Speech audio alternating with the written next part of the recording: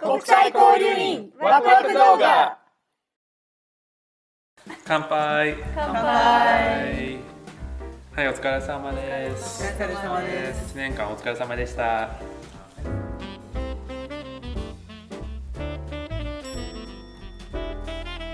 日本人にとって忘年会みたいな挨拶は変かな。日本ではクリスマスは恋人の日。アイルランドではもう最後の大きなイベントはクリスマスで、クリスマスとお正月は合わせて一つの大きなイベントですね。そのクリスマスと正月の期間で、できるだけ、親戚に会って親戚同士でプレゼント交換します。それは欧米だと結構似てると思うんですけど、具体的にどんなことをしますか？フランスはですね、やっぱり家族と一緒に過ごす時期なんですけれども、一応クリスマスって言ったらクリスマスマーケットですね。全国でやってるんですけれども、12月に全部がいいかもしれないんですけれども、一番有名なクリスマスマーケットはストラスブールか、コルマールという町で、あそこに何があるかというと、いろいろ売ってますね。そういうクリスマスボールとか手作りなろうそくとかで、あとは食べ物ももちろん人気があります。さっき皆さんが飲んだホットワインですけれども、実際今日はノンアルですでもいろいろなスパイスが入ってて、ホットのままで飲みます。やっぱり12月って寒いのでホットの飲み物がいいんですよね。あとはジンジャーブレッドもすごく有名です。今日も作ったので皆さんに食べてもらいますではどうぞ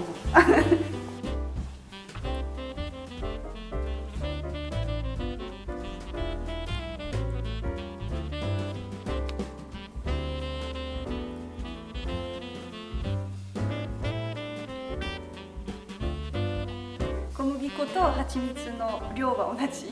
スパイスもたくさん入ってるんですけれども、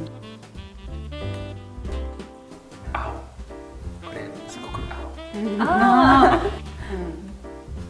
すごくいい。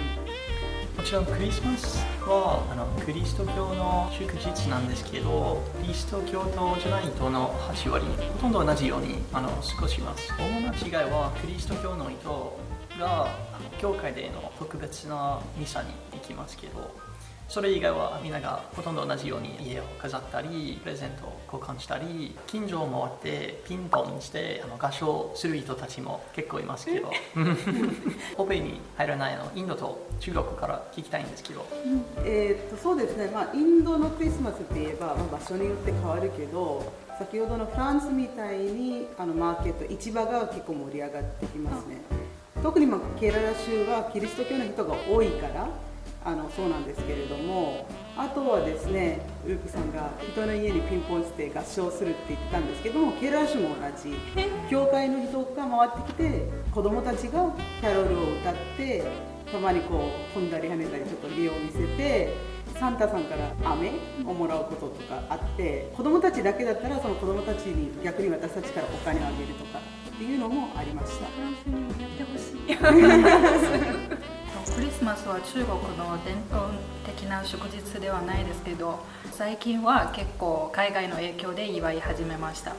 やはり、一番クリスマスがもうすぐ来るなと思わせるような景色でいうと、街中のイルミネーションかなって感じですね。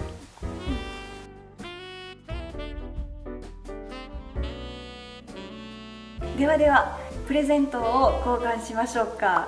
私の家族だったらみんなでプレゼント交換をするんですけれども、今回は交流員の間でシークレットサンタの形にしようかと思いました。アンソニー説明の方はお願いできますか？シークレットサンタはやり方がいっぱいあるんですけど、共通点は参加者全員がプレゼントを1人1個用意します。誰が誰にプレゼントをあげるのかはプレゼントを渡す本人しか分かりません。だからシークレットサンタって言います。一番一般的なやり方はくじ引きなので、くじ引きで誰に渡すか決めました。じゃあ開けましょうか。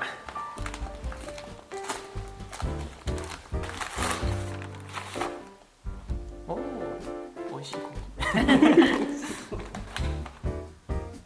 さっきどうかな？そうだ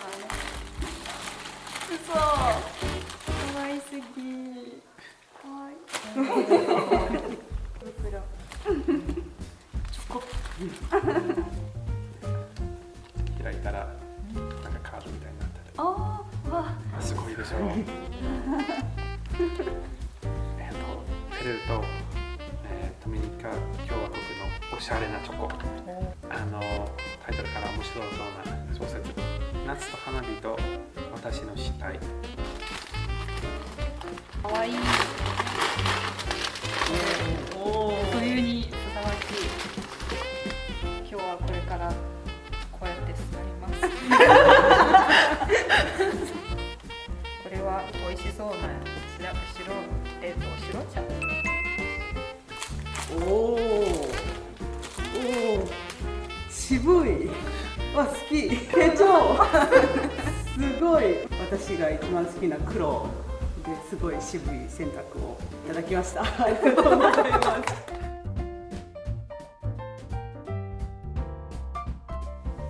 プレゼント交換はクリスマスの楽しみ方の一つですが、皆さんは何をしますか？私は毎年すごく楽しみにしているのはクリスマスツリーの飾り付け。お父さんは飾りが大好きで、クリスマスツリーだけではなく部屋も飾ってます。ただ本格的な人だったら庭にも飾りがありますよ。私の場合はなかったんですけれども、これからかなって思ってます。普通に、クリスマスマーケットでこういうね飾りを買ってもいいんだけど、子供がいたら一応こういうのを作るのもクリスマスの楽しみだと思ってます。この子はジンジャーブレッドマン、小麦粉と水と塩だけでできてます。食べられないんですけれども、飾りとして使う。そのままクリスマスツリーにつけます。アメリカだけじゃないと思いますが、クリスマスカードを自分で作って配ることがすごく多いと思います。なので今日クリスマスカードいろいろ作ってみて配ります。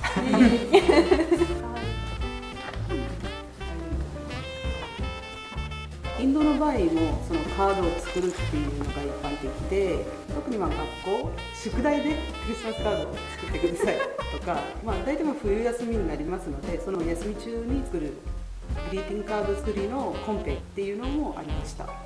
皆さんはクリスマスクラッカーやってますか？クリスマスディナーの習慣で誰かさして引っ張り合ってここかここが終わります。中の部分を取った人が中身をもらえます。中身がいっぱいあります。例えば色紙の王冠、おもちゃ、クイズやなぞなぞが書いてる紙とか、今回はお菓子を入れてます。じゃあやってみましょうか。じゃあ強く握って引っ張る。せーの。せーの。せーの。強いな。中国は何かやりますか？中国では全ての人ではないですけど、だいたいこういう時期になるとクリスマスツリーとかの形のそのクッキー作りの型がすごく人気になって、でみんな家で作ったりします。私も2年前一応挑戦したことがあります。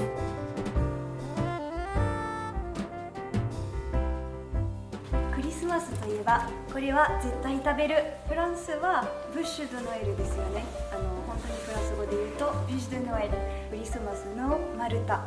昔はね、丸太にワインをかけてクリスマスの夜に燃やして不運から身を守るっていうね話が伝わってきたんですけれども、今は普通にデザートになっちゃって、クリスマスの時に絶対ブッシュ・ド・ノエルを食べます。味はいろいろあって、でも一般的には、チョコとか栗を食べるのが一般的だと思います。皆さんの国でもブッシュ・ド・ノエルを食べるのが普通ですか？食べたことないかな？食べたことない。じゃあ何食べますか皆さん？アメリカはみんなが食べるものは特にないと思いますが、家庭によって作って食べるものはあると思います。自分の家族の場合は母さんがチョコエスプレッソチーズケーキやスプリッツクッキーを作ります。あと隣の家の人はいつもキャンディーナッツを作ってくれます。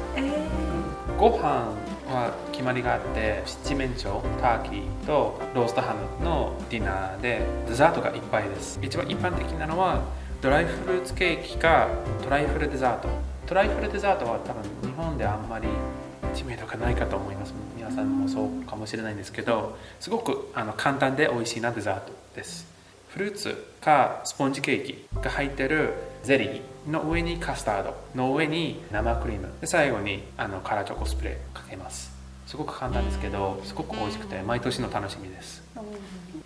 ケララ州だと、ケーキって言えばプラムケーキなんですね。なぜプラムケーキかというと、どうも昔のイギリスの文化に基づいてるらしくて、イギリスでは前はクリスマスイブプラム入りのお粥を食べてたらしいです。